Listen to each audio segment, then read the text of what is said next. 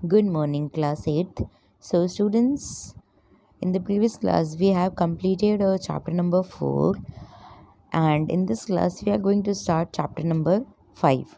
सो सबसे पहला हमारा चैप्टर है, हम लोग पहले एक रूपरेखा पढ़ चुके हैं। ये जो चैप्टर है उसकी एक काइंड ऑफ ब्रीफ डिटेल है।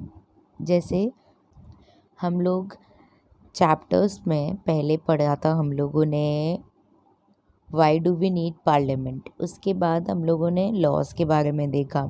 उसके बाद अब हम जुडिशरी देखेंगे। तो आप यहाँ पर पिक्चर देख सकते हो, यहाँ पर सुप्रीम कोर्ट की पिक्चर लगी हुई है। तो ये क्या एक तरीके से इंडिकेट करता है। तो सबसे पहले हम लोग इस पॉइंट को कवर अप करेंगे।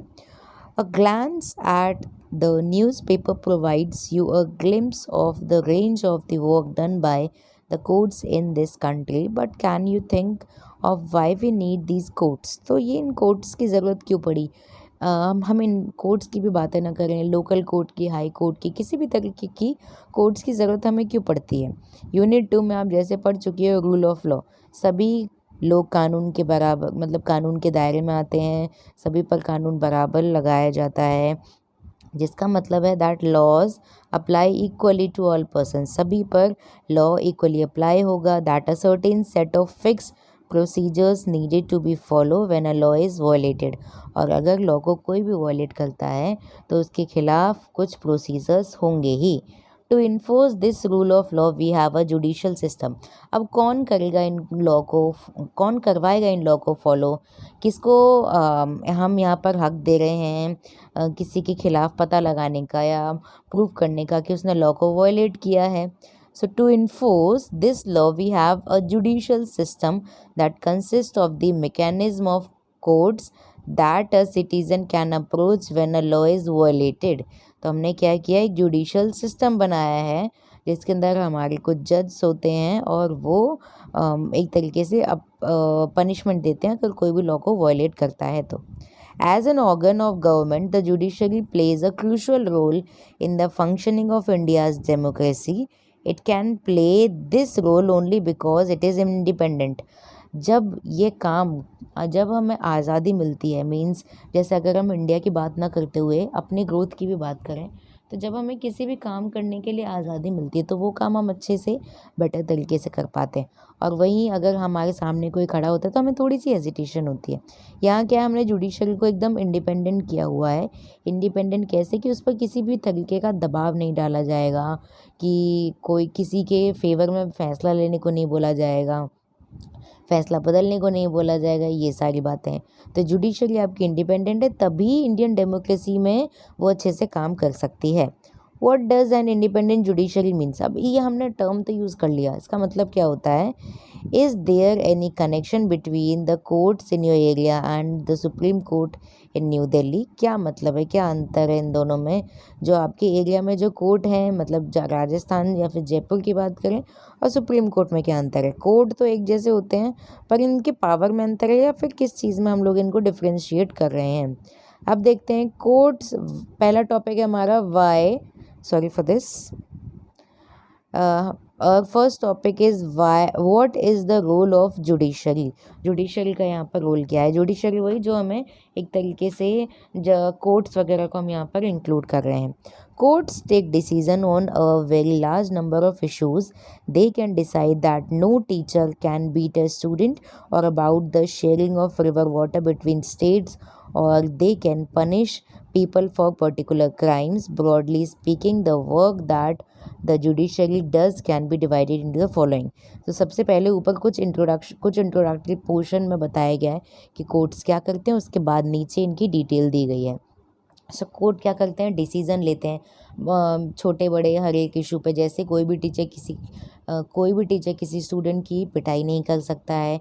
रिवर वाटर, किसी एक नदी के पानी के लिए अगर कुछ राज्य लड़ रहे हैं, 2 राज्य लड़ रहे हैं, तो उनके बीच का, जैसे कृष्णा रिवर है, उसके बीच कुछ स्टेट्स लड़ रहे हैं, उनके पानी के लिए लड़ रहे हैं, तो ये डिस्प्यूट कौन सॉल्व करेगा, यहाँ पर कोर्ट सॉल्व करेंगे।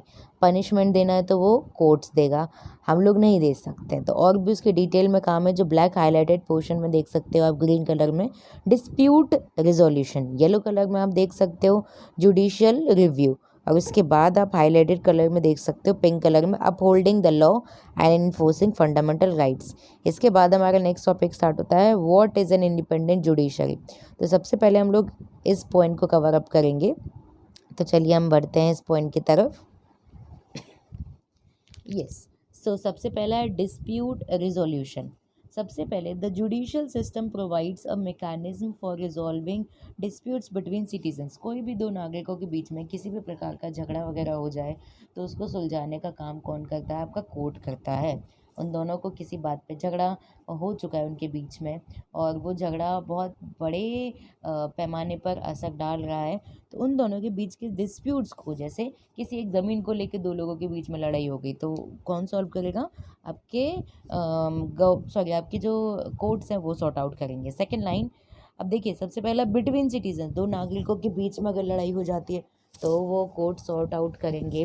Then after between citizens and the government, अगर नागरिकों और गवर्नमेंट के बीच में अगर कोई डिस्प्यूट है तो, और अगर कोई दो स्टेट गवर्नमेंट्स या सेंट्रल स्टेट गवर्नमेंट के बीच में भी अगर डिस्प्यूट्स हो जाते हैं, किसी बात को लेकर कोई प्रॉब्लम क्रिएट हो जाती है, तो उसका भी सॉल्यूशन रिजोल्यूशन कौन करेगा?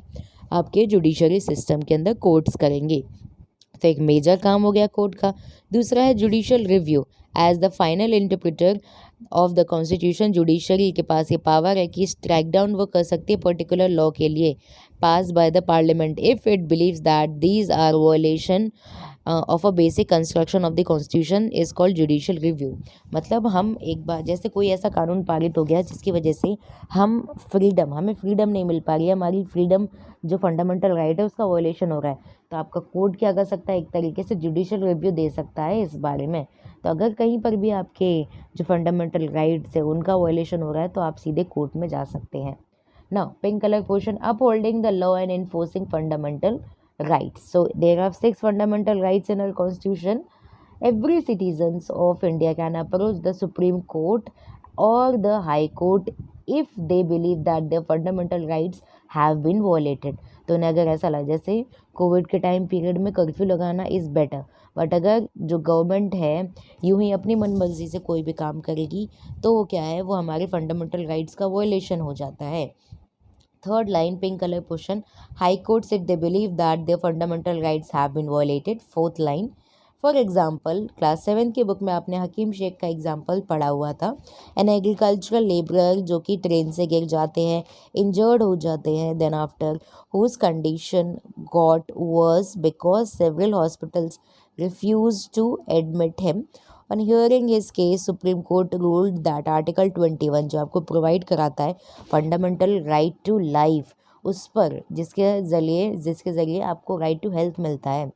तो मैं एक बार पहले से स्टोरी आपको इंट्रोड्यूस करा देती हूँ। हकीम शेख नाम के इंसान थे, वो ट्रेन से गिर जाते हैं और वो फिर उन्हें हॉस्पिटल लेके जाता था, गवर्नमेंट हॉस्पिटल, पर जहाँ वो जाते हैं वहाँ पर फैसिलिटीज़ प्रोवाइडेड नहीं होती हैं।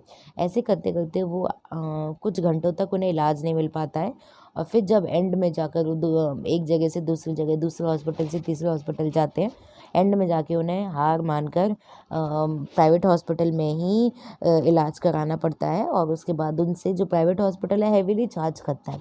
तो हकीम शेख बोलते हैं कि गवर्नमेंट हॉस्पिटल जब फैसिलिटी प्रोवाइड ही नहीं कर पा रही है, वो इलाज ही नहीं कर पा रही है टाइम से, तो उसका होने का सेंस क्या है?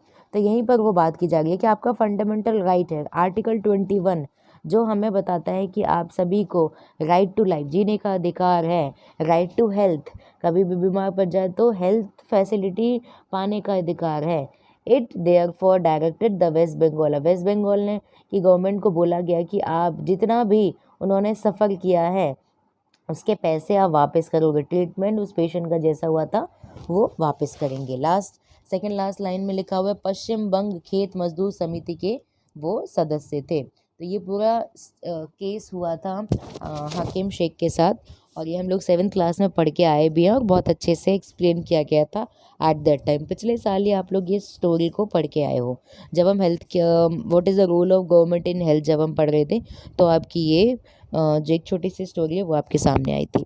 सो अब इस पोर्शन से, इन 3 पोर्शन से हम लोग ये देख सकते हैं कि क्या रोल है जुडिशरी का। पहला है dispute resolution, then judicial review, and then after upholding the law and enforcing fundamental rights. इसी के साथ में हम ये पिक्चर देख लेते हैं एक बार। ये फ़ोटो शो कर रही है सुप्रीम कोर्ट की फ़ोटो है और ये इस्टेब्लिश हुआ था 26 जनवरी 1950 जब इंडिया रिपब्लिक हुआ था।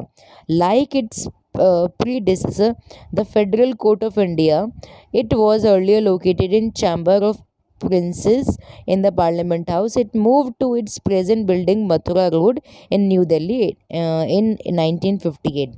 तो ये जो सुप्रीम कोर्ट है वो न्यू दिल्ली में सिचुएटेड है। ये कब इस्टेब्लिश हुआ? 26 जनवरी 1950 को।